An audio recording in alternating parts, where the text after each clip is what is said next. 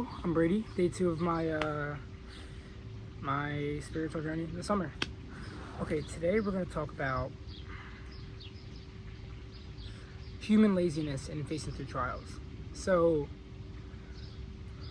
whenever we're tempted, or whenever we're put through hardship, or you're committed to something, and if you have a goal you're committed to, and you're faced with the option of, let's say, put in the actual work or sleep in, your mind's gonna go for the couch, because humans are we're lazy at nature. We desire for the easier option, because our brains tick for that reward.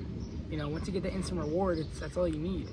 So pushing beyond genuine comfort and doing something that you don't want to do but is better for you is a decision that a lot of people suffer with. I myself at times, I think I got a lot better now with dedication, but onto the topic with your personal walk with God and my walk with God. I used to have so many problems with when I would face temptation, or I would give an option to do this, the better option, or do the easier one. The easier one was just the one I would go with, because I let my heart lead me. I live by my heart and not what was right. So I think for those out there, I think critical thinking and thinking for what is best, not for what is gonna feel good, is a giant step that everyone should take in their life. Everyone suffers. Now, some people suffer more than others, I agree, but everyone in their lives is gonna at least have multiple decisions. What do they say? It's like you're faced with like thousands of decisions every single day, like maybe even subconsciously. So you're gonna face hard ones eventually, right? And when you face hard decisions, you need to be ready. You need to be prepared to do the thing that's right. For example, when I was in middle school, right, and I would just talk, curse, anything to build my character that I thought people would like. I was trying to be appealing to people. I would appeal to what a social norm was to kind of fit in. Yeah. So when I'm given the decision to make fun of someone or just keep my mouth shut, I'm going to think of, what do I get out of keeping my mouth shut? And what do I get out of making fun of them, right? So keep my mouth shut, if my friends are on the topic of talking bad on someone, and to keep my mouth shut, I don't gain anything. I just sit there and listen. But if I were to join in on them and say, oh yeah, they're really ugly, or that looks so bad on them, or they just really weird, blah, blah, blah, whatever. I'm putting others down to make myself feel better, and I'm doing it to appeal to other people. So when you're given tough decisions and you're not well seasoned through them, or you don't have logic and reasoning behind your decisions, and you're acting on instinct, you are not ready for adulthood.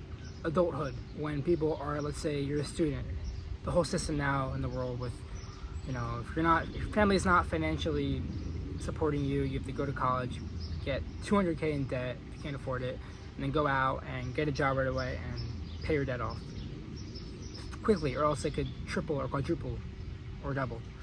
But people that aren't tested to make the right decisions in life and are just following their heart are gonna have a really rough time growing up.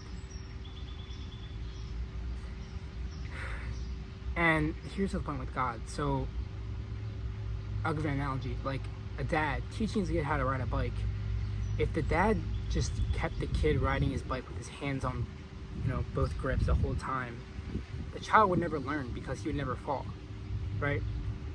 Falling and getting up is the most important thing. So eventually, a child starts off on training wheels, right? We're babies. We don't have any moral accountability as a baby because we physically cannot.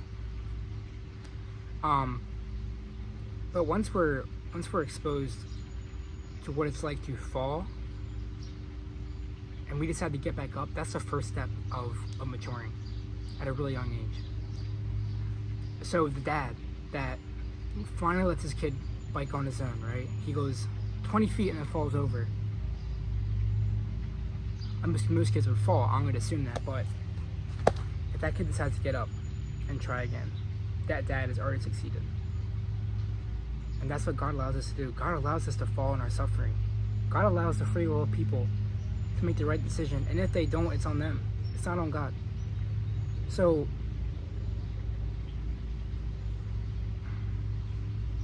decision making, the effects on yourself and effects on other people around you in your environment is a very important factor to take in when you're making decisions, because you don't want to make someone's life hard. You don't want to make somebody else's life harder or your own, right? And I'm not saying to do the easier option, because that sounds like what it is. No, but really think about what you're doing, and don't let your heart lead you. Letting your heart lead you is terrible advice. Letting your heart lead you, letting your gut lead you, is how people stumble and get into accidents and get into bad habits, and some people want to blame God for it. It's really sad how people don't want to take moral accountability for their actions, or don't want to stop and think about maybe this is right, or I had the free will to make decisions, so it's on me now.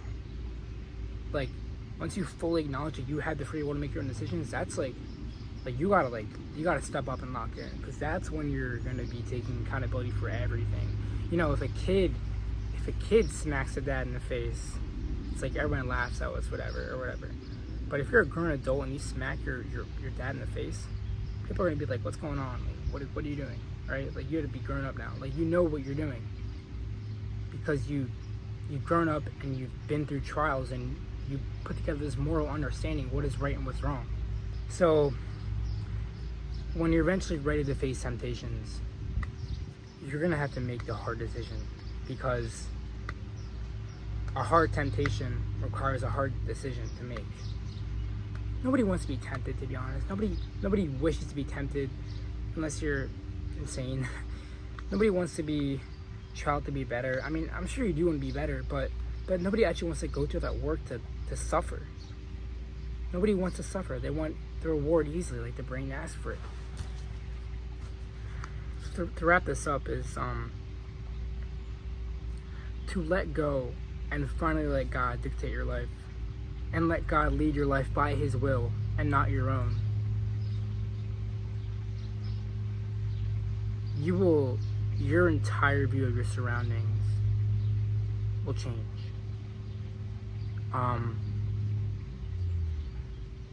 Even your legalistic view on life will change. Your morals will change. Your view on objective and subjective morality, faith, happiness, the biggest one, purpose in life. I'm not saying purpose because, I believe in God because I want purpose in life and I have no other, so I could put an excuse there. No, there is an argument for God that I won't get into now. But purpose in life, like surrendering your life to God and to the Creator, and not living on your own path, is how you become a better person. And some people will argue against it, but they just won't submit. If you submit to your heart's will, then you never matured.